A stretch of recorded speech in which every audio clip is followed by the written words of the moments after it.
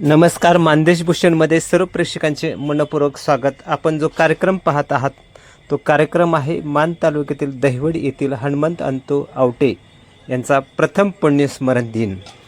त्यांच्या प्रथम पुण्यस्मरण दिनानिमित्त महाराष्ट्रातील प्रसिद्ध कीर्तनकार सुप्रिया गुरवे केंगार यांची कीर्तन सेवा झालेली आहे. हनुमंत आवटे यांना सर्वजण दादा म्हणत होते. दादांना अमोल व राहुल ही दोन मुलं आहेत. अमोल हे दहिवडी नगरपंचायतीत नोकरीस आहेत, तर राहुल हे मुंबई येथे नोकरी करीत आहेत. दादांना सविता व मयुरी ह्या दोन कन्या आहेत. दादांनी आदर्श कुटुंब निर्माण केलेले आहे. दादांचा स्वभाव हा मन मिळावू व प्रेमळ होता. माणुसकीचं नातं जोडणारे हे दादा एक वेगळं व्यक्तिमत्व होते. खरं तर पारंपरिक व्यवसाय हा चप्पल शिवणे आणि बनवणे हा होता. खरं तर याच व्यवसायावर त्यांनी कुटुंबाचा उदरनिर्वाह केला. खरं तर राहिलेल्या वेळामध्ये लग्न सोहळ्यात वाजवायला जाणे हा त्यांचा जोड व्यवसाय होता. खरं तर ह्या दोन्ही व्यवसाय करत असताना दादांनी माणुसकीतून माणसं जपली, जोडली आणि अखंडपणे नातं एक जोडलेले होते. खरं तर दादांचा आदर्श संसार उभा करण्याचं काम त्यांच्या पत्नी सौ जनाबाई यांनी केलेले आहे. खरं तर एक आदर्श कुटुंब उभं करत असताना सुसंस्कृत मुलं दादांनी घडवलेली आहेत. खरं तर दादा अनेक वेळेला सिद्धनाथ यात्रेमध्ये आपल्याला एक वेगळं पण त्यांचं दिसत होतं, म्हणजे ते वाद्य वाजवत होते. खरं तर एक पारंपरिक व्यवसाय आणि वाद्य वाजवणे यातून एक आदर्श कुटुंब निर्माण करत मुलांना एक स्वतःच्या पायावर उभं केलेले आहे. आज दादा आपल्यामध्ये नाहीत, पण दादांनी एक आदर्श पिढी आणि कुटुंब उभं केलेलं आहेत. दादांच्या प्रथम पुण्यस्मरण दिनानिमित्त सुप्रिया गुरवे केंगार यांची कीर्तन सेवा ऐकूया आपण. कीर्तन सेवा. सख्खा भाऊ असणारा मोठ्या भावासोबत वनवासाला जातो. लक्ष्मण श्रीराम प्रभूंसोबत वनवासाला जातो. वनवासाला जात असताना श्रीराम प्रभू चाललेत, निघालेत. त्यावेळेस लक्ष्मण दादा निघाले.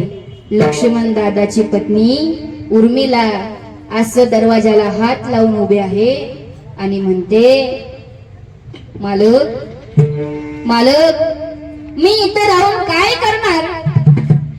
मला असं करा, मला पण सोबत घेऊन चला. उर्मिला म्हणते, उर्मिला लक्ष्मणाची पत्नी, असं करा, मलाही सोबत घेऊन जावा. मालक, तुमची पत्नी म्हणून घेऊन जाऊ नका. ज्याप्रमाणे तुम्ही श्रीराम प्रभूंची सेवा कराल मालक, त्याचप्रमाणे मी सीतेची सेवा करेल. मालक, तुमची पत्नी म्हणून नेऊ नका, तर मला सीतेची दासी म्हणून सोबत घ्या मालक. त्यावेळेस लक्ष्मण म्हणतात, उर्मिला, माझ्या हातात काही नाही.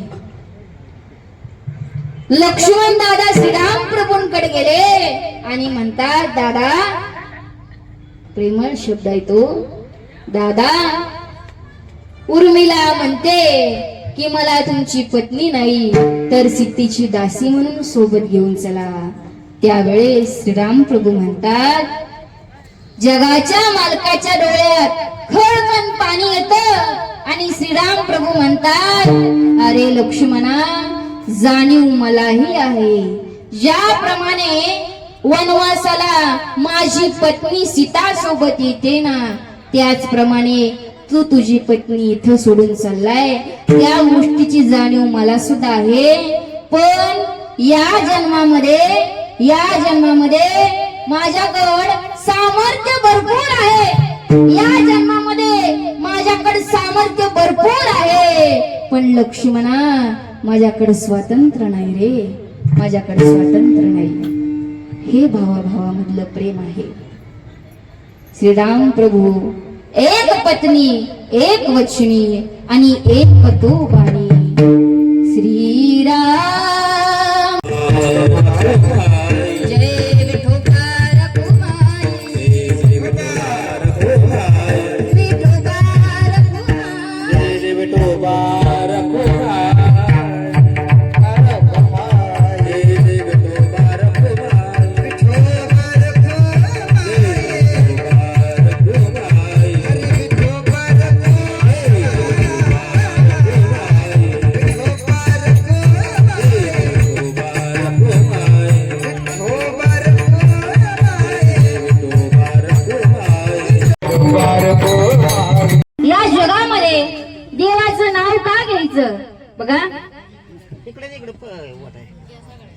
किती असतो त्यांचा आधार आई माझी मायेचा सागर तिला तिने जीवनाभार. हे आई वडिलांची उत्तर आहे. आई वडील किती करत असतात. अरे या आवटे कुटुंबातील आई वडील आज आई वडील देवाच्या दारामध्ये आहेत. आज त्यांचं प्रथम वर्ष श्राद्ध आहे. आवटे कुटुंबातील वडील या लेकरांचे वडील आज देवाच्या दारामध्ये आहेत. या लेकरांना किती दुःख वाटत असेल. अरे या जगामध्ये कोणी कुणाचं नाही, फक्त आई वडील सोडले तर. कारण आई वडील आपलं सर्वस्व असतात. अरे एखाद्या वेळेस एखादा मुलगा कचू द्या, 2 मुलं आहेत त्यांना, 2 मुली आहेत. एखाद्या वेळेस मुलगा खचू द्या, कोणतंही काम असू द्या, त्यावेळेस वडील आधार देतात, पाठीवर हात ठेवतात आणि म्हणतात खचतोयस कशाला, मी आहे तुझ्या पाठीशी. असे म्हणणारे वडील आज देवाच्या दारामध्ये गेलेले आहेत. आई वडिलांचं किती कष्ट असतं. अरे आई जरी घराचा पाया असली तरी वडील हे घराचं शिखर असतात. शिखर असतात. अरे आई वडील म्हणजे साक्षात देव आहेत, पांडुरंग परमात्मा आहे. त्यांची सेवा केली म्हणजे कोणत्याही तीर्थाला काशीला जाण्याची गरज नाही. माय बाप केवळ काशी तेने न जावे तीर्थासी. माय बाप जर घरी असतील तर त्यांना कोणताही देवदेव करण्याची गरज नाही. आज या ठिकाणी वडील नाहीत बघा. वडील नसल्यानंतर किती आधार जातो. ज्या वेळेस मुलगी खांद्यावरती घेणार, खांद्यावरती तो बाप लेकराला खांद्यावरती घेतो. का घेत असतो बाप खांद्यावरती?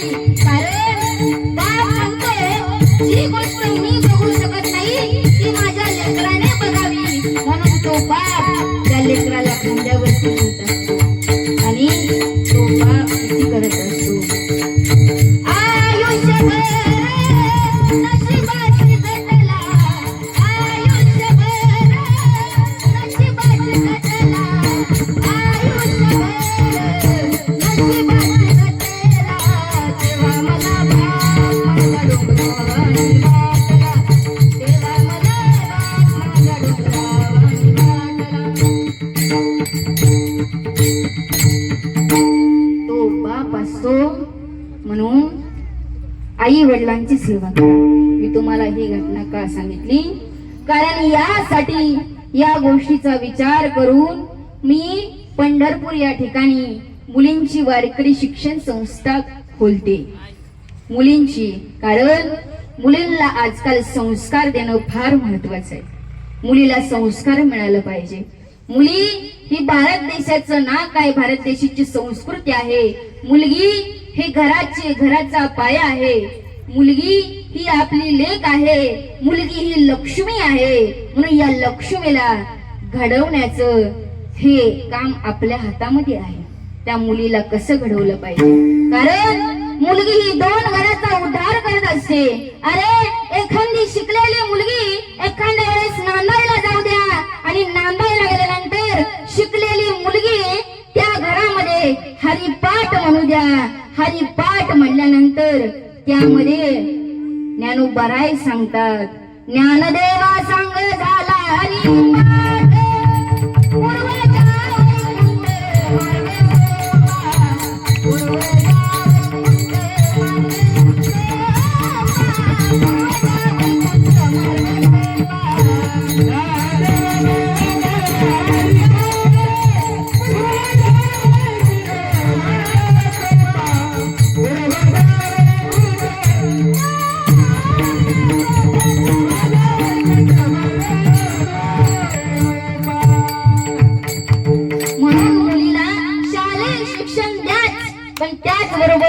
परमार्थाचं सुद्धा शिक्षण द्या. मुलीला ज्ञानेश्वरी काय कळलं पाहिजे, भगवद्गीता काय कळलं पाहिजे, हरिपाठ कशाला म्हणतात कळलं पाहिजे, काकडा कशाला म्हणतात हे कळलं कळलं पाहिजे. अरे संत साधू संत कळायला पाहिजेत, त्यांचे अभंग कळायला पाहिजे. म्हणून मुलींना शालेय शिक्षणाबरोबर वारकरी संप्रदायाचं सुद्धा शिक्षण द्या. कारण ज्ञानोबरायांच्या हरिपाठामध्ये सांगितलंय, ज्ञानदेव सांग झाला हरिपाठ पूर्वजा वैकुंठ मार्ग सोपा. अरे ज्या वेळेस शिकलेली मुलगी नांदायला जाते आणि त्या ठिकाणी ज्ञानोबरायांचा हरिपाठ म्हणते, त्यावेळेस त्या घरातल्यांचे आणि पूर्वज असतील ना, त्यांच्या वैकुंठाचे मार्ग मोकळे होत असतात. एवढी ताकद ज्ञानोबरायांच्या हरिपाठामध्ये आहे. म्हणून मुलीला चांगले संस्कार द्या, परमार्थाचं ज्ञान द्या. म्हणून म्हणान महा ओम गौरभ्यत गौरेभ्या घोर घोरतरेभ्या सर्वेभ्या सर्व सर्वेभ्या नमस्ते तत्पुरुषाय विद्महे महादेवाय धीमहि तन्नो रुद्र प्रचोदयात्. ओम ईशान्यां पंचभूतानां ब्रह्मा शिवोऽस्तु सदाशिवं यजमानस्य पितृदेवता.